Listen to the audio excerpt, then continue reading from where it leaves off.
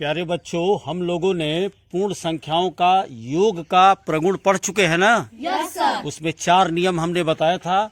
आज बारी है हमारी पूर्ण संख्याओं के गुणन का प्रगुण। ये भी मैंने आपको पढ़ाया है ना आज सुबह। Yes sir. अब हमको इसमें क्रम विनिमय नियम की जांच करना है। संवरक की जांच हमने बता दिया है, समझ में भी आया है आपको कि sir. 2 पूर्ण संख्याओं का गुणा करेंगे तो जो रिजल्ट आएगा वो भी क्या होगा, पूर्ण संख्या होगी, है ना। तो संवरक पढ़ चुके हैं।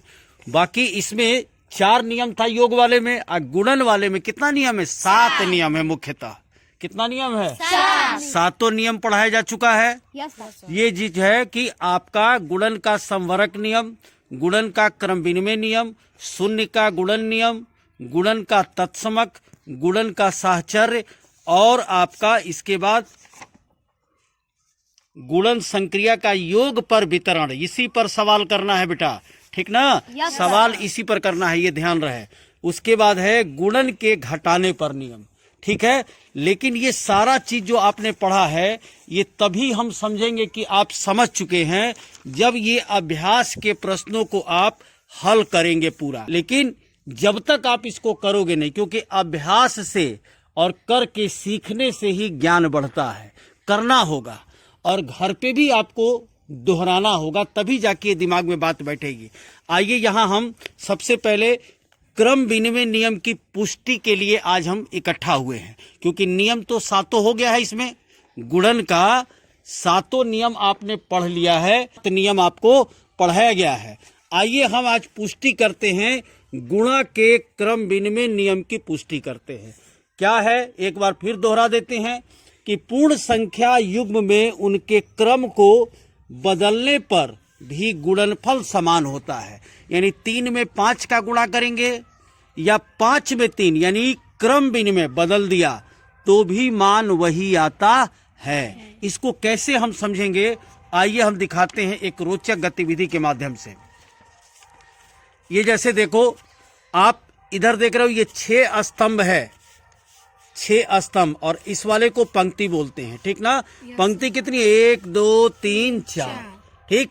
तो इसमें खाने कितने हुए? तो 6 गुणे 4, यानी स्तंभ में पंक्ति का गुणा कर देंगे तो 24 आए। तो कितने खाने हैं इसमें? 24। अब इसी को हम उल्टा कर देते हैं, उल्टा करते हैं। अब ये 6 स्तंभ की जगह हम क्या करते हैं? 4 स्तंभ करते हैं, ठीक। और 4 पंक्ति की जगह 6 पंक्ति कर देते हैं, ठीक। तो जो पहले स्तंभ था और बाद में पंक्ति थी, अब क्या हो गया? बात वही है, स्तंभ पंक्ति है, लेकिन संख्या बदल गई। ये आपका अंकों का क्रम बदल गया। अब 4 गुणे 6 हो गया। पहले क्या था? 6 गुणे 4, अब 4 गुणे 6, तब भी 24 आया। अब हमें ये देखना है कि इस वाले में 24 खाने हुए, तो क्या इसमें भी 24 खाने हो रहे हैं? तो आप देखिए, 4 4 8 4 12 4 16 4 20 4 24। इधर भी देखो, 4 4 8 4 12 4 16 4 20 4 24। अब मैं इसको दूसरे तरीके से बता रहा हूं। इसको और इसको आप कैंची से क्या करिए? काट लीजिए, ठीक। तो जैसे मान लीजिए हम पहले से काट के ये रखे हुए हैं, ये देखिए, ये आप यहां ध्यान दीजिए। एक ये वाला देखो, ये सेम टू सेम ये काट के रखा हुआ है, ये काट के रखा है, और ये इसका जो है ये काट के रखा है। अब यदि ये दोनों का मान 24 जो आ रहा है, अगर इसको और इसको ढक लेता है ये, यानी ये इस पर रखने पर एकदम ढक लेता है, इसका मतलब ये हुआ कि चाहे 6 गुणे 4 करे या 4 गुणे 6 करे, हमारा मान वही आता है। फिर देखो, ये ऐसे है और ये कैसे है? इस तरीके से है, इस तरीके से है। यानी कि 6 स्तंभ है और इसमें 4 स्तंभ है, इसमें 4 पंक्ति है, इसमें 6 पंक्ति है। इन दोनों को काट के अलग कर दिया, काट के अलग कर दिया, और एक दूसरे को यदि ये ढक लेता है, इसका मतलब कि पूर्ण संख्याओं का क्रम बदल के गुणा किया जाएगा तो मान में अंतर नहीं आएगा। क्योंकि 6 गुणे 4 भी आपका 6 गुणे 4 भी 24 खाना बनाता है, और 4 गुणे 6 भी 24 खाना। फिर देखो, 4 गुणे 6 भी 24 खाना, और ये 6 गुणे 4 भी 24 खाना।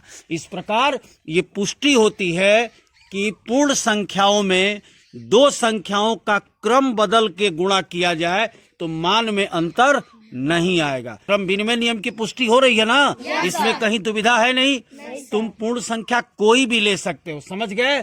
अब हमें आपको आज इन दिए गए सवाल, जो अभ्यास प्रश्न दिया गया है, इन सवालों को आपको करना है। हाँ, धन्यवाद।